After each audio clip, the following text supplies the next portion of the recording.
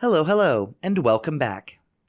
This week, I wanted to finish off the little mini-series I started a month ago and go over my absolute least favorite characters in the whole of the Grand Theft Auto series, or what I consider the worst characters across all the games that I've played.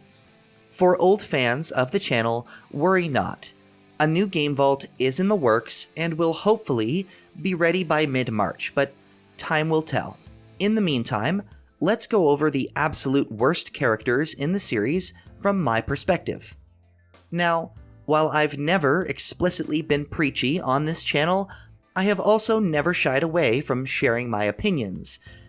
Patrons and regular channel viewers who pay attention may have noticed that I've been changing quite a bit over the last several months, and well, my opinions on the series, the gameplay, the characters, and just, well, everything is constantly changing with every passing day.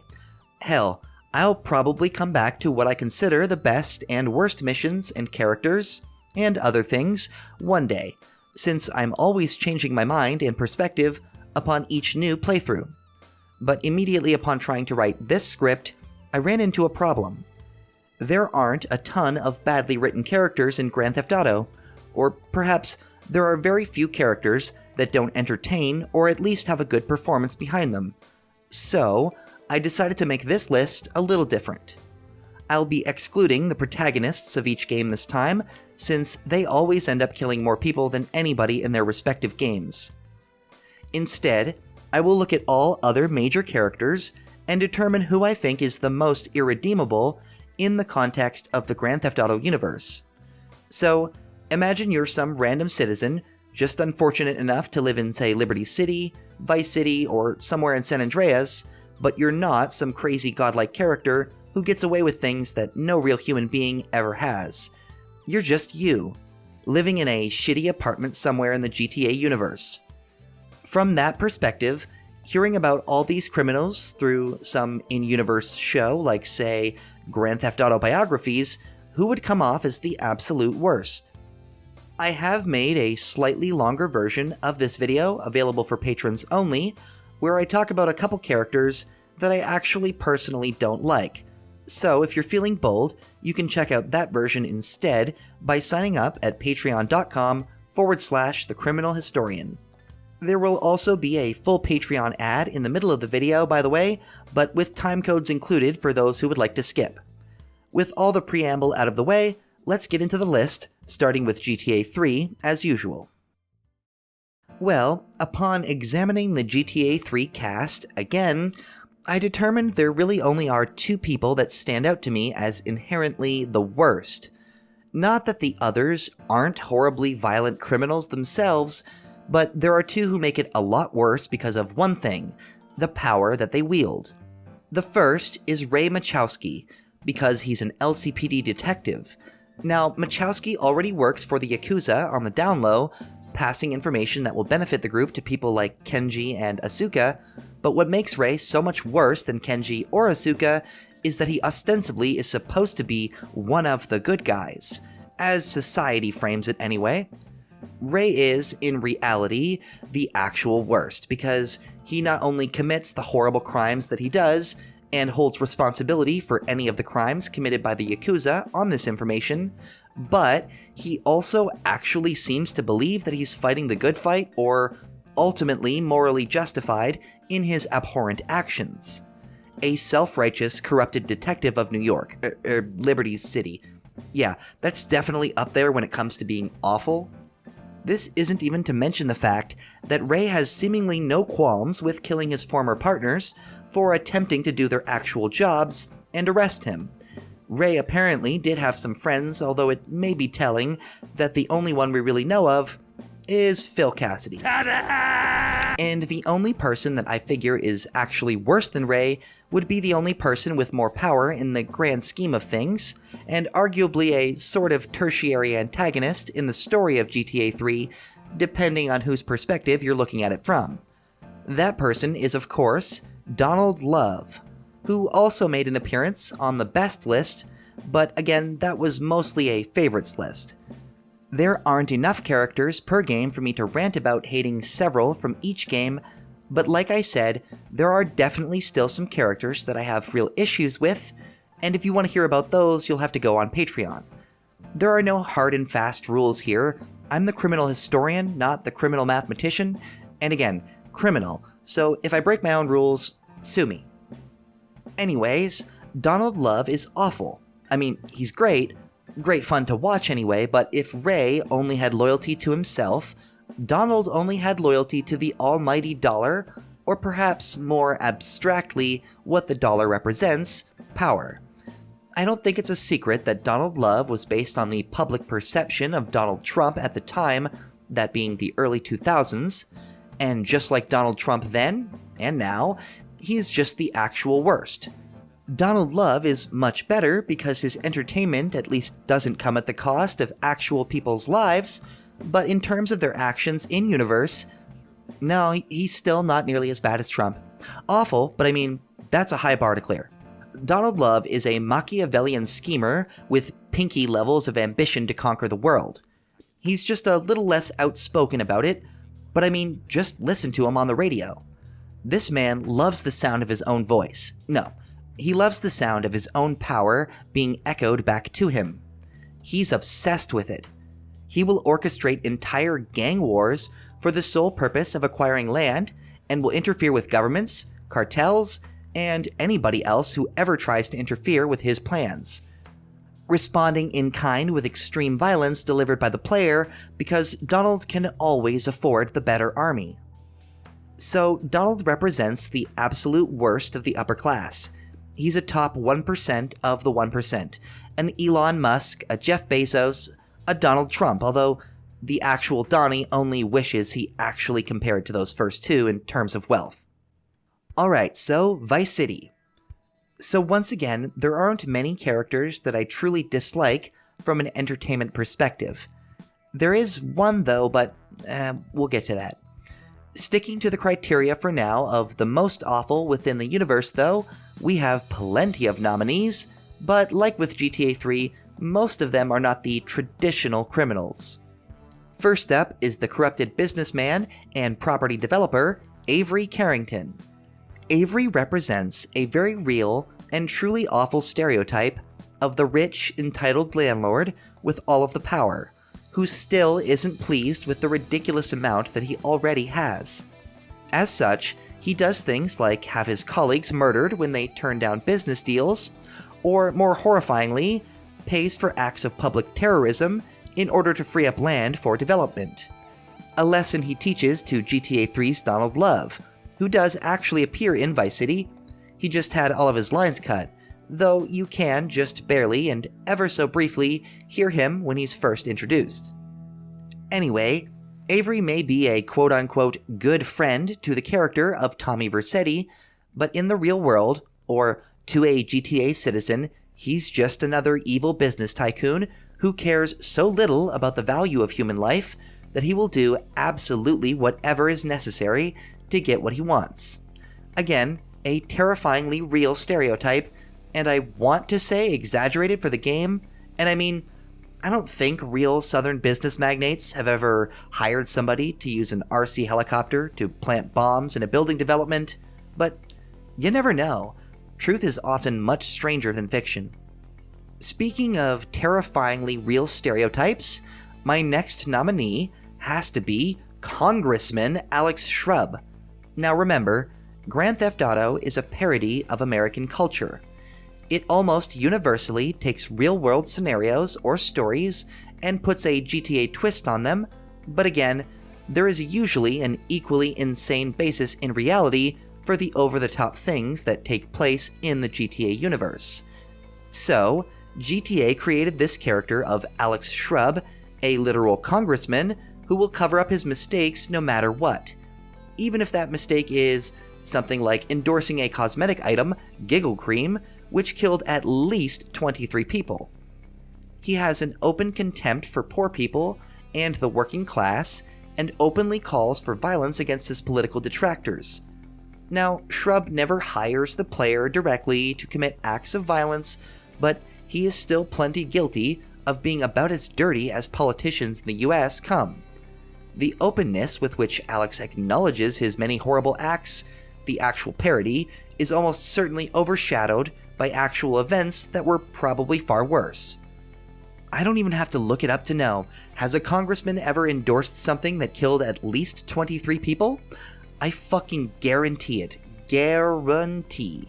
My final nominee, and another truly awful character in Vice City, is the only briefly seen Pastor Richards. Now, I don't feel like a lot needs to be said about this man. He's an insane religious ideologue who literally builds a giant statue of himself funded entirely by his equally insane donors. His plan is to literally blast off into space with a colony of mostly young women that he can sleep with and start a new civilization on Mars. Or something. I mean, even for GTA, this dude is batshit crazy. And he literally shoots a man live on the radio for insulting his religious values and or questioning his unquestionable authority. Pastor Richards is again an exaggeration, but based very much on real people like Benny Hinn, or the person that Richards himself is likely based directly on, Peter Popoff. Richards is a corrupt and psychotic misogynistic lunatic with delusions of grandeur, and truly one of the worst people to ever come out of the universe.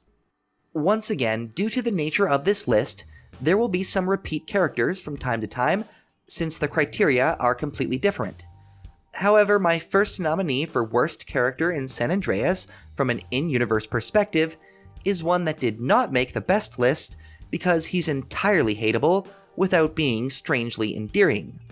I am of course referring to Tenpenny's lapdog, Eddie Pulaski. Now, Pulaski's character is literally set up to be the worst, so it should really be no surprise to see him here. He is just as bad as Tenpenny, and like him in all the worst ways, while also being seemingly even more prone to violence. A sexual predator, a creepy pervert, and a violent psychopath high on his own power trip. He is just the most irredeemable and unapologetic asshole every single time he's on screen, and unlike Frank Tenpenny, he does not have a legendary and charismatic actor to make the audience love him. His actor does a fantastic job making him hateable, but he's just that, hateable and not much more. But, like I said, the criteria are different now, so once again, we have to talk briefly about Frank Tenpenny. I've said plenty about him in the last video, and just now when talking about Pulaski, but you should know by now that he too is awful. Like a lot of the characters I've nominated so far, he is made far more sinister and hateable by the fact that he is a criminal who poses as one of the good guys, at least as far as wider society views it. Frank is corrupted by his power to the core, and like Pulaski, ultimately pays the price for this hubris when defeated by someone who easily killed way more people than he ever did, but who is still more sympathetic due to the context. Tenpenny's role in probably thousands of wrongful arrests is only scratching the surface. His and Pulaski's complicity in the drug business makes them far worse in my eyes than the already bad enough people selling and profiting off the misery. And, once again, we also have to talk about Myke Torino again, since from the perspective of an in-universe person, he might as well be Henry Kissinger. Torino is a CIA man through and through, along with all of the stereotypes that often come along with it. He is heavily involved in international meddling on levels that far surpass anything seen in the actual games. He smuggles arms, funds terrorists when convenient, and pays people like Carl to do his, and by extension, the government's, dirty work. Myke may be, to the player, a character who is ultimately seen in a positive light for coming through on his promise, but he is a man who always leverages power. A man who seems incapable of having any actual friends, or at least, certainly not in business. He is calculated and brutal, but not completely insane or without some form of logic. Just horribly and woefully misguided into believing he's actually fighting the good fight. The kind of person who isn't actively serving an entirely personal and greedy agenda, but who is still, nonetheless, serving a very dangerous and very destructive one, and doing so wholeheartedly. Myke seems to actually believe everything that he says, and that is what makes him so terrifying. Tenpenny might be worse on an emotional level because of how direct his actions are in comparison, but Myke Torino is likely responsible directly or otherwise for the deaths of many, many more people than Tenpenny, and probably even Carl for that matter, which is impressive to say the least. You do not want to make an enemy of Myke Torino. On to the first of the Stories games, with Liberty City Stories, and my first nominee, Joseph Daniel O'Toole. Now, O'Toole is involved in the kind of things the YouTube algorithm would get upset with me for saying, so I'll have to be a little bit vague here without explicitly saying it, but let's just say that Mr. O'Toole has been convicted for something that rhymes with blagatory blape, and is suspected by the FBI of having images on his computer that he really shouldn't have. He is also just a disgusting person. The kind of person who disgusts even a crazy mobster who butchers a man with a meat cleaver and goes on to literally blow up Little Italy. But this guy somehow seems actually worse, and I don't even disagree. J.D. O'Toole. So gross. Great death. Next, more in line with my previous nominees though, is the mayoral candidate Miles O'Donovan. Arguably, Donald Love would more easily fit into this slot, but I don't want to only talk about characters I have before, and Miles O'Donovan is really just as awful. He's just not as intelligent, which is probably a good thing for the people of Liberty City. I can't imagine what a Liberty City under Donald Love would have looked like. No, wait. No, I think I can. Miles, though, is just a Forelli flavor of corrupt mayoral candidate. At least, that's how he starts. By the end of the game, he's working for the Leones, but once again, the Leones and all of the crime families, as bad as they are not also pretending to be a force for good in wider society. I mean, I guess they do that in their own neighborhoods, but the mayor is supposed to be doing what's best for the city, and thus the people. Instead, like so many politicians, he only serves his interests and nobody else's. I also considered adding Mayor Roger C. Hull for also being entirely corrupt, but Miles gets a little bit more time to develop, and as I already said, Donald Love would probably deserve a nomination here more anyway. I just wanted to talk about another character for once. But since I nominated Ray Machowski for GTA 3, you know I also have to nominate Leon McCaffrey for LCS. Basically, everything I said about Ray applies to Leon here, but Leon actually goes a step further in being actively involved in massacres to benefit the group that he works for. In this case, the Leone family. I mean, he literally pays a man to take a katana and slaughter people in Central Park. Ray Machowski is also in this game, but he doesn't actually do anything here, and Leon proves that perhaps having him killed in 3 was one of the only good things that Ray ever did. Just, not for good reasons. My final nominee for LCS is the Liberty Tree reporter, Ned Burner. Ned Burner may not have a ton of power, or not nearly as much as someone like a mayor, but he does have some, and he uses it in the absolute worst possible way. Ned, being a reporter, needs stories that he writes to do well. So, he manufactures stories that the American public will eat up, which usually involve lots and lots of violence. Ned may be a parody of a corrupt journalist, which definitely do exist, however, his exaggeration is a step above, closer to somebody like Pastor Richards. I don't think there's anything in reality that can compare to a news reporter paying a mafia hitman to drive a fire truck through the streets of a busy downtown area and kill dozens of people, all to generate headlines. This man is truly awful, and in my mind, he's actually worse than the person he pays to do these awful things, who himself, horrifyingly, believes that he's doing it to gain favor with the Almighty. Oh yeah, Ned also poses as a pastor, so on top of everything else horrible about him, there's that. For Vice City Stories, my first nominee is a character who is similar to Eddie Pulaski, in that he is written to be the actual worst, and nothing else. Marty J. Williams. Marty is a racist, sexist, violent stereotype who abuses his wife and child on top of literally running a protection racket and brothel ring. Marty is set up to be all the worst things. There's just nothing to sympathize with about Marty. Like, maybe in some weird, probably Brazilian GTA fanfic, Marty had a real tough childhood, and blah blah blah blah, and that's why he's so awful, but nobody cares, and that ain't the point of him. The point is to give you somebody to shoot that's incredibly satisfying to do, in order to initiate the game's second act. But my second nominee is another repeat, and someone I couldn't not mention given my new criteria, Jerry Martinez. Now, Jerry, much like Tenpenny, is mostly horrible for his involvement in narcotics distribution as an army sergeant. He isn't shown to be actively helping bomb other countries or whatever, but he very well may have, and almost certainly would, if doing so was going to be funny and or benefit him.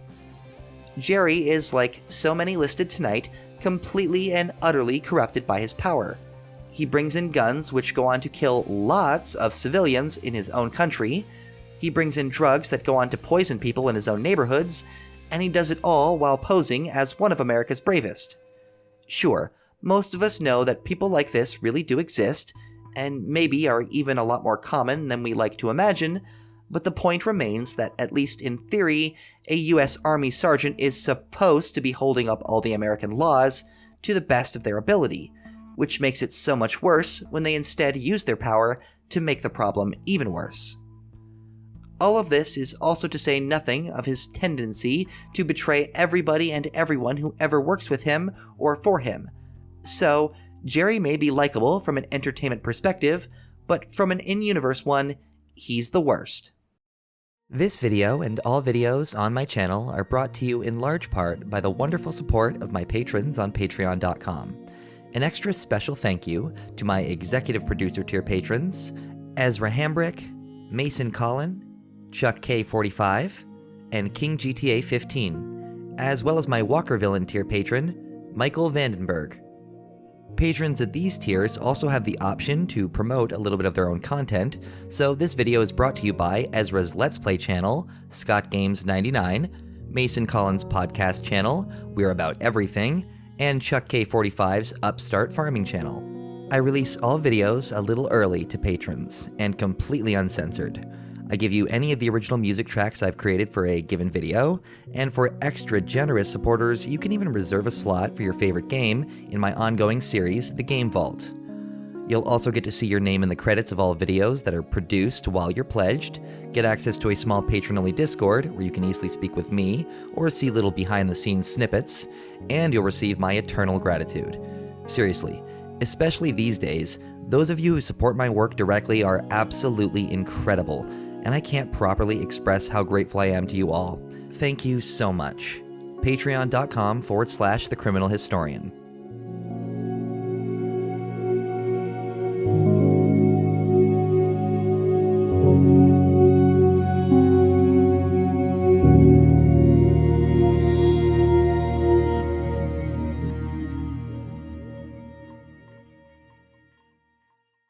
Moving on to GTA 4, we have a character who first appears in 4, but goes on to be actually named, if you pay attention, in 5. Bernard. Who is Bernard? This guy. Yeah, apparently, the United Liberty paper contact is actually named at one point, but nobody cares, and he just continues to go by the moniker ULP, even if it no longer really makes any sense by the time he's in Los Santos, but whatever. Bernard here is very similar to Mike Torino from San Andreas.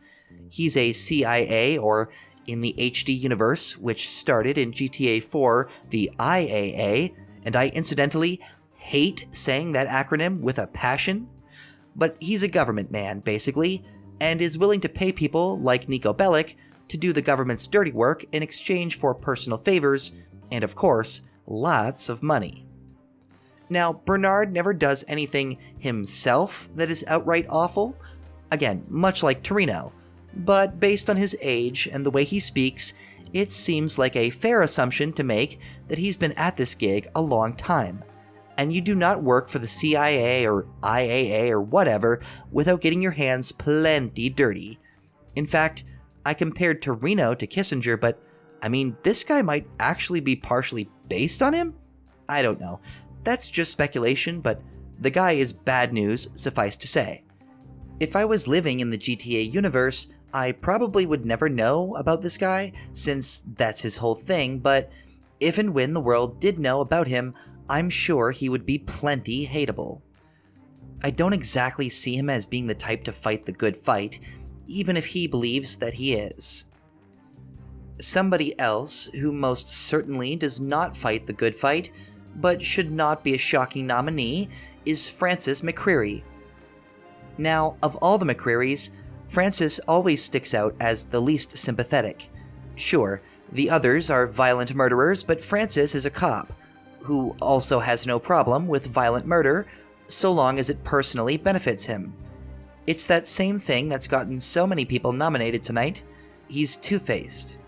On the one hand, Francis wants to present himself as an upstanding police commissioner. On the other hand, he's willing to pay people like Nico, under the table, to keep his job relevant and make himself look good.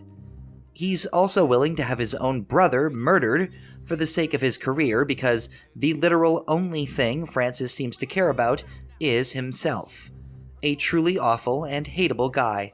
Did anybody, ever actually kill Derek instead?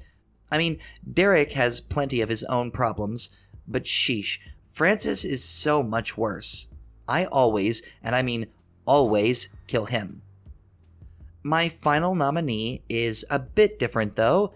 It's a character I don't want to go into much detail about because the things he's alleged to have done are quite disturbing. I am, of course, talking about the GTA 4 serial killer, Eddie Lowe. I don't even think I have any footage of him myself. He's a self-confessed serial killer and is apparently based on the son of Sam, so if you know anything about that, then you have a pretty good idea of how horrible Eddie is. So Eddie is a completely different kind of nomination. He's not a corrupted, powerful individual. He's just a completely insane and psychotic murderer who gets off on the act of murder itself. Nothing terribly complex here, but certainly worth mentioning. For the Lost and Damned, the most obvious and my first nominee is Thomas Stubbs, of course. You must have seen this coming. Stubbs is an ally of the player and actually helps to facilitate the DLC's big final shootout, but he is also, much like Alex Shrub, a literal congressman. Now, all of the awful things that the Lost MC and all the criminals tied to them do are one thing, but hiring said criminals to literally break people out of prison, amongst other egregious crimes, when you're literally a United States congressperson, is much, much worse. Stubbs is actually a lot like Alex Shrub. Hell, his name is even similar, and he feels like them taking that initial concept and actually giving it some time to be fleshed out. And oh boy, does Stubbs like to flesh things out. He's a pervert, has barely any concept of boundaries, and is willing to have people killed, including his own family, should it serve to make his life a little bit better than it already is. Stubbs represents so much of what's wrong with the American political system, and the writers most certainly knew that. He's one of the most explicitly political statements that GTA has ever made, and would certainly be considered a horrible person by many people within the GTA universe, especially if people knew of his criminal connections. And although I almost just gave it to Stubbs with no competition, after thinking about it a bit more, I decided to also nominate a character that also appeared on the Lost and Damned's best list, Billy Gray. See, Billy made the best for being great at being awful, but here though, I wanted to highlight how actually awful this human being would be if you had to spend any amount of time with him. At all. Billy is a racist, obnoxious, loudmouthed, easily angered, and self-righteous misogynist. He's basically everything about a person I would avoid in real life. He will lie to you in deliberately harmful or dangerous ways. He will betray anyone who disobeys or questions him. He will even try to take everyone down with him, including those who never wronged him, when backed into a corner. Billy may have redeeming traits as a character. He's entertaining, he's got a fantastic dynamic with Johnny, he's a ton of fun to hate, but as a person, he's just completely irredeemable, which sounds odd when I mentioned a literal serial killer earlier, but Billy is just that awful. Well, for Ballad of Gay Tony, we have two characters that also appeared on the best list, but once again, for completely different reasons. First up, we have Yusuf Amir once again. Yusuf might not be in government or law enforcement, but he is loaded. Like, loaded. I mean, dude has oil money, and enough to waste on things like golden helicopters, and more damningly, acts of blatant terrorism to steal a subway car with a flying crane. Again, Yusuf is a great character in terms of entertainment, but if I heard that Jeff Bezos or some oil baron was flying through the streets of New York brazenly stealing civilian infrastructure because he can, well, I don't think anyone would be too pleased. The man is unhinged and completely insane, just in a different way than most of the unhinged and completely insane people in the series. The second repeat character is much less powerful, but no less arrogant. Maybe even more so? Maury Kibbutz. Now, what pushes Maury over the edge here is once again his extravagant lifestyle. I mean, if you didn't know, he's a real estate investor. And as a result, he's quite wealthy, and I mean, come on, do I really need to say anything else? Like, he's a real estate investor. Enough said. But holy crap, if you thought there weren't many characters nominated for the last few games, GTA 5 wants you to hold their beer. First up, we have Michelle. Yeah, Michelle from GTA 4. I would have nominated her in that game, but really, though the betrayal of Nico sucks for the player, and from a story perspective, she's actually just doing her job. Her job is quite harmful since she works for the IAA, but she's a low-level operative, it seems like, in GTA 4, and she has genuine human qualities in that game, which her boss Bernard does not get a chance to demonstrate.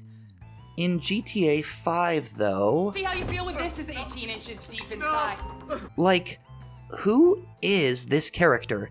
She's got the same voice actor, and yeah, people change, but Jesus. In the space of 5 years, she went from sympathetic undercover agent to probing American citizens for information alien style. How does that... just what the actual fuck? Next up, though, we have Trevor Phillips. Come on, people, I love Trevor, you love Trevor, but if Trevor was real, we would all be terrified. Trevor is a cannibal, arms-trading, drug-dealing psychopath by every definition. I mean, that is his character, so it would be hard to not put him on this list. He may not have a lot of power like many of the nominees, but he does have plenty of it, whether he acts like it or not.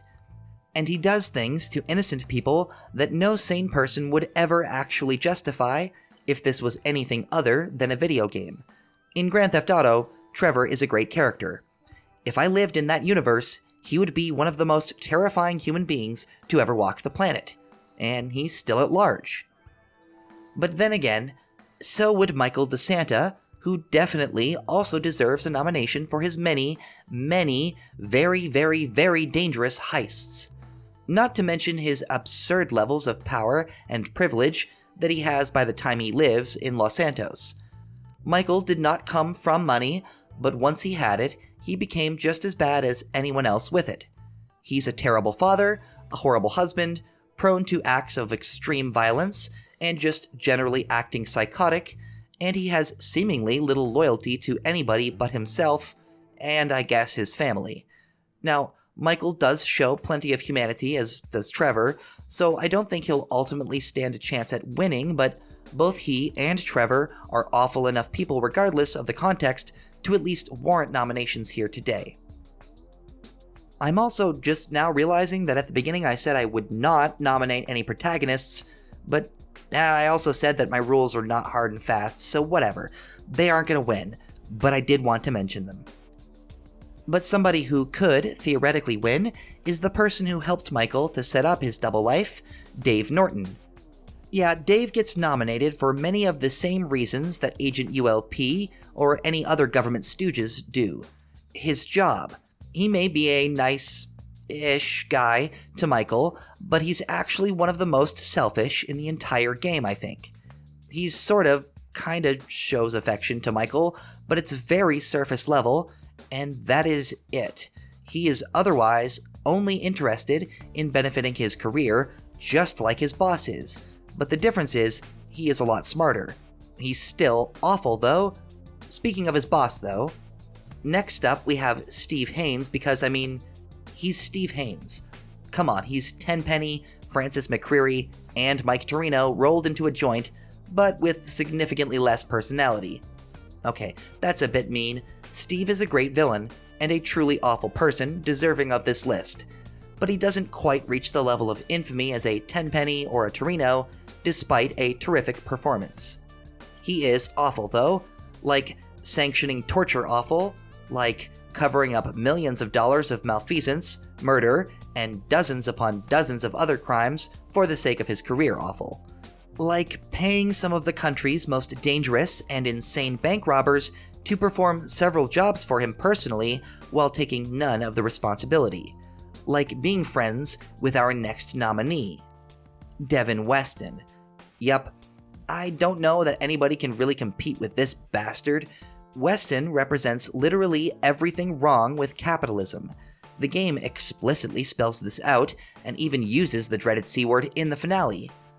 Devin is a greedy, psychotic, demeaning, and arrogant Silicon Valley trader, or investment broker, or whatever you call this guy. He's a piece of shit with a lot of money that he didn't earn, and doesn't need, and he makes himself even worse by using that money to accumulate more wealth and more things while deliberately going out of his way to step on the little guy in the process. He's basically GTA Jeff Bezos, though he doesn't run an equivalent to Amazon. He does, however, own an 11% share in a private military company because who doesn't, right? Alrighty, now to pick my winners. I won't spend a ton of time elaborating, but here we go. For GTA 3, it had to be Donald Love. It's just really hard for me to pick anybody other than the richest and craziest most of the time, and DL is both of those things. He's the scariest kind of crazy though, calculated and intelligent crazy, which definitely earns him the win in this case.